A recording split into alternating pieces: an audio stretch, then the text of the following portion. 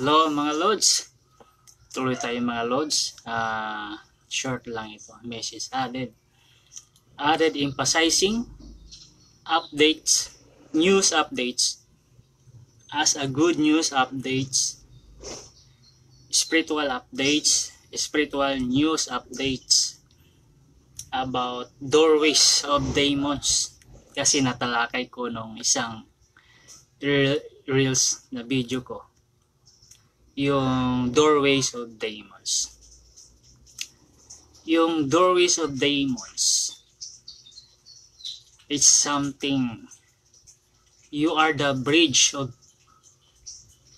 making difference to spark a chaos lifestyle in your own tactics, sa sarili mong kaparaanan, taktika.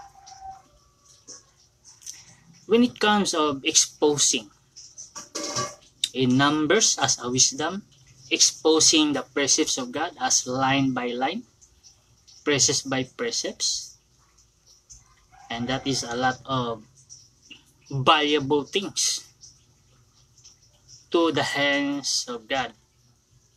Specifically, that life. Example ako.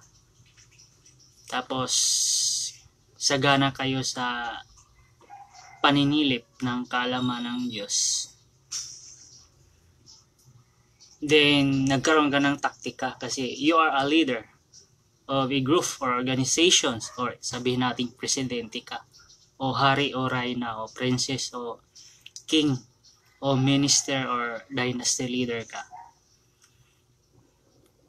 You making a tactics to destroy you also. Why? Because all your tactics, God knows already. Pinag-aralan na yan noon pa. Hindi na yan bago. Bagamat bago sa iyo, hindi na yan bago sa Diyos. Luma na yan. No new things under the sun. Ecclesiastes chapter 1 verse 9. Kung i-reverse mo, you steal the glory of God by means of your own dirty tactics or nasty tactics, not making yung utang na loob, kasi you are in a way of human thoughts. Utak lang ginamit mo, hindi sa puso. Karamihan yan, leader at saka announcer. Mean sometimes Elisha, pag-aralan natin si Elisha. Elisha exposing a huge of numbers but not specific. Bakit? Si Elisha kasi, nag-expose siya ng innumerable armies of heaven behind the lens of the eyes of Gehazi, his servant. Kasi bukas ng mata ni Elisha siya lang nakakita.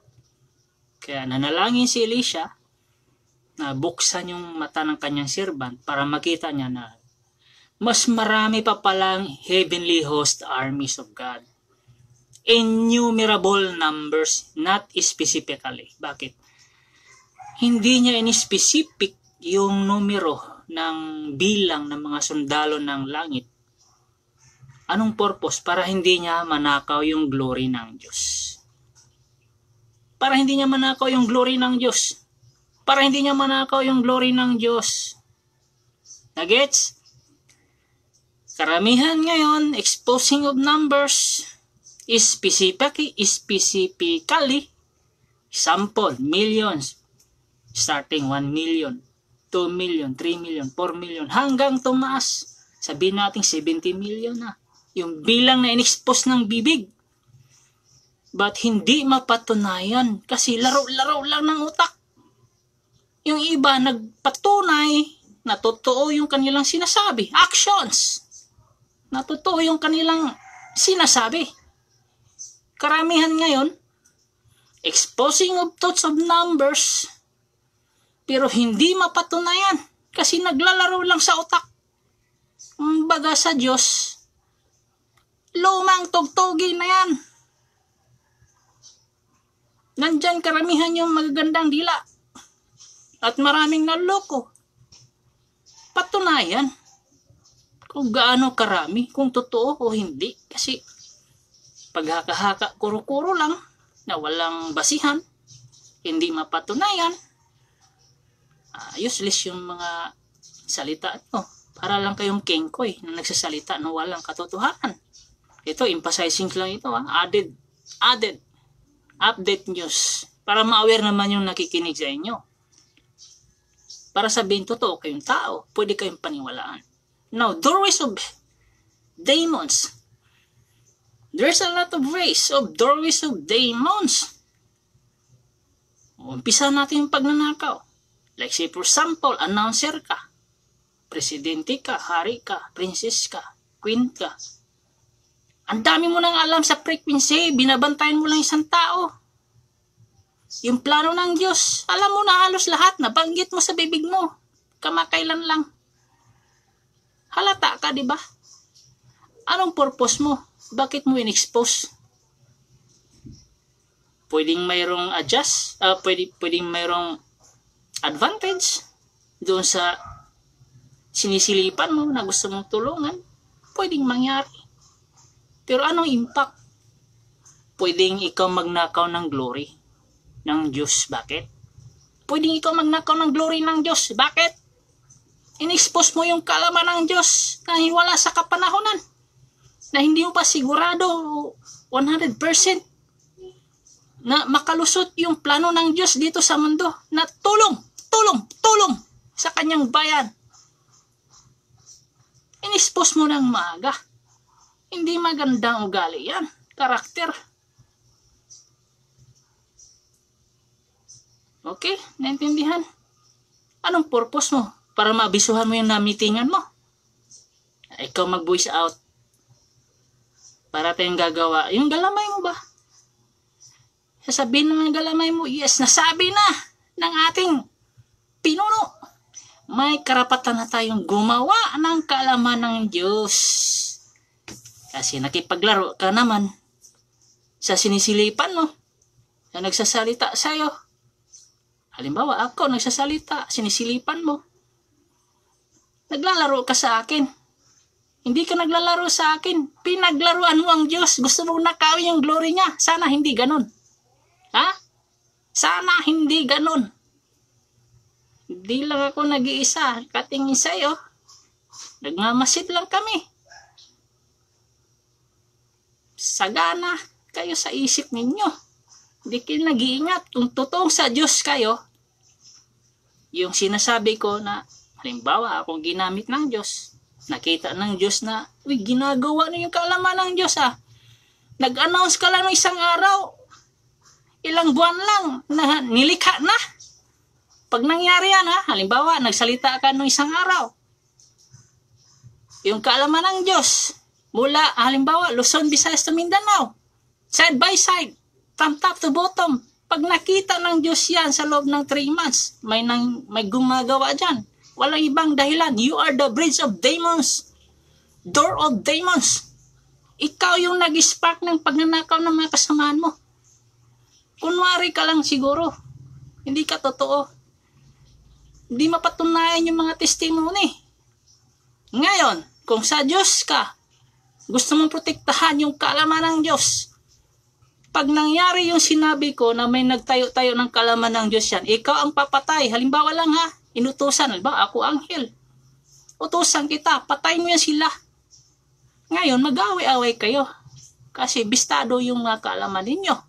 Na pagnanakaw, ako hindi natatakot magsabi. Totohanan lang tayo, katotohanan sa mga nakikita at mga kaisipang baluktot. Kunwari animoy kasama, pero hindi. Diba? Buti kung hindi rin ako nag-iisa. Malam ko hindi ka rin nag-iisa. Mangyayari yung Red Sea. Pagdating ng panahon. Naghandaan na ba? Sa isa't isa, di ba? Naghandaan na. Yan ang ingatan mo. Kasi baka ikaw mag-spark ng kaguluhan. Ang Diyos nag-iingat pa, pero anytime pwede mangyari. Yung kaguluhan dito sa mundo. Tandaan mo yan. Patunayan mo sa Diyos yung lahat ng sinasabi ko dito, halimbawa akong ginagamit ng Diyos na anghel, patunayan mo na isa ka sa protektor ng kaalaman ng Diyos doon sa mga binabanggit mo. Patunayan mo yan. Tulungan mo ang Diyos. Pag nangyari yan na may nag-expose dyan ng kaalaman ng Diyos within this week, months, within these years, and so on, patunayan mo na protector ka ng kaalaman ng Diyos. Kasi kung hindi mo patunayan yan, sinungaling ka. Hindi ka totoo. Exposing of numbers specifically, hindi nyo mapatunayan. Millions? Nasaan? Buti pa yung iba. Nag-expose ng kanilang numero. Totoo. Hindi nagsinungaling. Less or more man yan. At least nag-actions. Pero kung nagsalita kayo ng numero, exposing of numbers specifically, hindi nyo mapatunayan. Tandaan yan.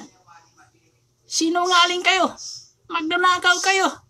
Nakipaglaro kayo sa isip ng Diyos. Hindi kayo totoo. Kayo yung mapunta sa impyerno. You are the doors of demons. Sparking doorway of demons in your thoughts. Ha? You are destined to hell. Ngayon, if you are a protector, prove it.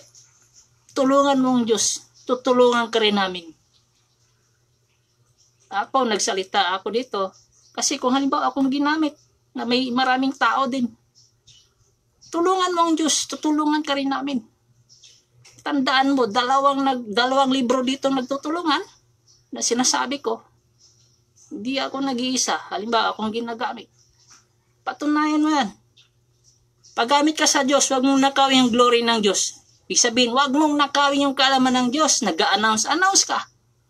Anong purpose? Baka miniting mo yung mga engineer mo. In secret. I-announce ko to. Hindi naman ako lalaban. Kunwari lang naman eh. Laro lang to. Sana hindi ganon. Pero pag may nakita kami, dihado ang Diyos dahil hinakaw mo yung glory ng Diyos, kawawa kayo.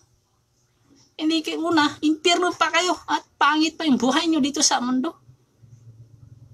Okay, naintindihan? I'm Bulag Zero. I'm DJ Bulag Zero ang nagsasabi na patuloy ang buhay. Kahit patay ang ilaw, ay patuloy pa rin tayong magliliwanag. Sana magliwanag ang ilaw kahit patay ang ilaw. Bulb. Minsan kasi mga lords, pwede tayong magalit, mag-expose. Kasi pag hindi na natin nagustuhan, pag halimbawa, binibaby mo yung mga ganyang sitwasyon na narinig mo na mukhang may planong hindi maganda to Pag hindi mo kasi i-expose agad, sa gana yan, ay mahina pala yung kamay ng Diyos, hindi pala alerto. Paano yan? Alam ng kaisipan ng Diyos sa buhay mo. Nalaman din ng Diyos ang kaisipan mo. Halimbawa, ako ang ginamit. Nag-expose ka, halimbawa, 5 days ago, 3 days ago, 1 week ago.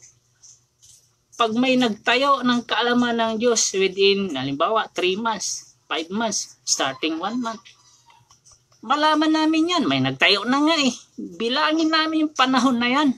Alam nyo, ang isang taong galit, alam nyo na, di ba? Paano expression pag ninakawan? Pag napuno yan, kasi kung isa lang, walang problema. Mayroon pang, pag nasundan niya ng marami, hindi na maganda. Doon yung makikita. Kung halimbawa ako ang hila, warning lang ito. Reminders. And remember, you don't have authority to do the plans of God. Kasi hindi mo alam yung isip ng Diyos. Puro haka lang din kayo. Yung haka papuntang impyerno. Kasi magnakaw. Utak kitungin. Pilay, bulag, nagbingi-bingihan. Walang planong sumunod sa Diyos. Plano lang magnakaw sa pamagitan ng paglalaro ng isip. Marunong magsalita eh. Marunong magsalita eh. Di ba? Sana nakakaunawa kayo. Huwag kayong magalit. News updates. Panoorin nyo yung mga news updates ko. Kasi kung tulungan lang ang iniisip, tinutulungan ko rin ang Diyos eh. Halimbawa nga akong ginagamit, tutulungan ko ang Diyos. Ayaw kong madumihan yung pangalan ng Diyos dahil sa karumihan na yung utak na parang kitong na magnanakaw, ng bibibingihan, nagbulag-bulagan, nagpipilay-pilayan at marami pang iba na karakter. Mga buwang ba? Ha! Naintindihan nyo na, sorry, hindi ako baliw ha. May verse sa Bible na hindi ako baliw. Kayo lang. Sample lang yun kung ako ang ginamit. Kasi tutulungan ko nga ang Diyos. Hindi ko pwedeng agawin yung glory niya. Tapos kayo sagana ko yung mag-agaw ng glory niya. Kung sa ating salita ngayon, kapal talaga ng mukha mo. Di ba? Kahit liha ng liha, hindi siya hilis sa Bisaya. Hindi siya mahilis. Alam yung hilis? Baka bata lang kakanta sa inyo.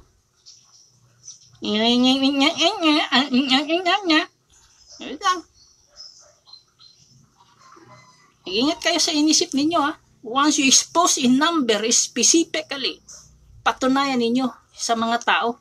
Kung maka-Diyos kayo, patunayan din ninyo sa tao. Huwag nyong dayain yung sarili. Dinadaya nyo sa mga laro nyong mga kaisipan na salita. Tinutulungan ko lang Diyos ha. Kung halimbawa akong ginamit, example lang, huwag kayong magalit. Kung talagang tumulong kayo, gawin nyo.